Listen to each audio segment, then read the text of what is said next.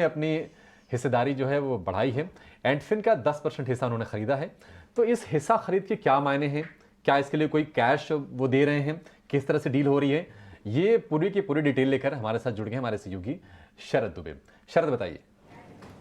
जी बिल्कुल, सबसे पहले बताता हूं कि विजय शर्मा जो है वो लगभग 10% स्टेक की जो एक्विजिशन करने वाला है, अब ये एंटफिन से करने वाले हैं।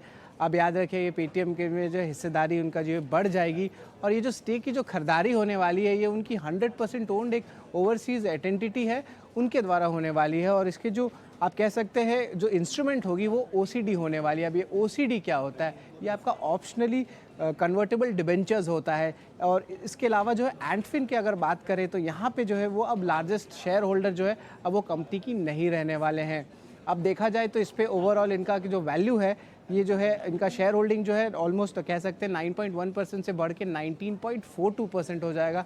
और वही अगर एंटफिन की बात करें तो उनकी हिस्सेदारी 24% से घटकर लगभग 13.5% हो जाएगा। लेकिन इस डील के बाद क्या होता है, इसके ट्रांजैक्शन जो होते हैं इसमें इकोनॉमिक वैल्यू नहीं लगता है, यानी कि कोई कैश पेमेंट या कोई प्लेज या कोई गारंटी जो है ये नहीं लगने वाली है विजय शेखर शर्मा के।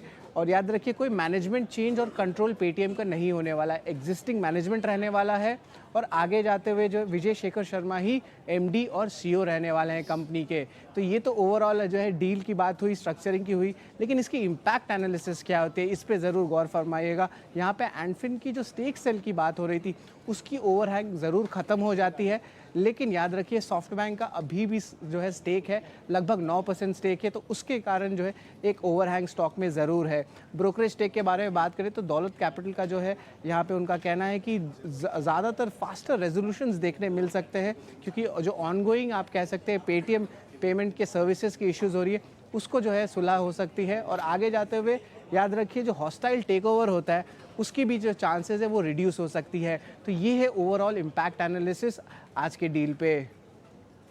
ठीक है, बहुत बहुत शुक्रिया आप शरद ये सब समझाने के लिए। ये बात तो है क्योंकि पीछे के दिनों में बड़े बड़े इन्वेस्टर्स ने सेलिंग भी की थी, एग्जिट किए थे, तो उसके बाद ये थोड़ा सा कंसर्न तो रहता है। लेकिन अब जब आप बड़ा एक सिग्निफिकेंट स्टेक ले लेंगे, लगभग आप देखिए 19% के आसपास हो जाएगा विजय शेखर शर्मा के पास, तो ये of course as a stakeholder structure strength देता है कंपनी। इंटरेस्टिंग प्रियंका यहाँ पर ये भी है कि देखिए जहाँ जहाँ से भी चाइनीज प्रमोटर निकलता है ना या फिर स्टेक पेयर करता है अपना, वहाँ पर लोगों का इंटरेस्ट बढ़ता है, क्योंकि कहीं ना कहीं शक की निगाह से देखा जाता है कि अच्छा कब क्या हो जाए, और प्रमोटर जब खुद बाइंग कर रहा है तो ऑफ कोर्स वैसे ही स्ट्रेंथ आपको मिलती है। और बढ़िया चीज ये है कि इसमें कोई कैश भी नहीं देना है। हालांकि ये कहा जा रहा है कि अच्छा होस्टाइल टेक ओवर से बचने के लिए किया है, बट ये ध्यान रखना चाहिए कि ओसीडी इशू किए गए हैं, ऑप्शनली कन्वर्टेबल डिवेंचर, अगर बाद में पेमेंट नहीं करते हैं उस रकम के बाद तो शायद वो फिर वो शेयर का कन्वर्जन भी होगा फिर वो। ओके, तो ये थोड़ी सी एक हल्की सी टेंशन जरूर है, कहने को तो उनके पास स्टेक आ गया है।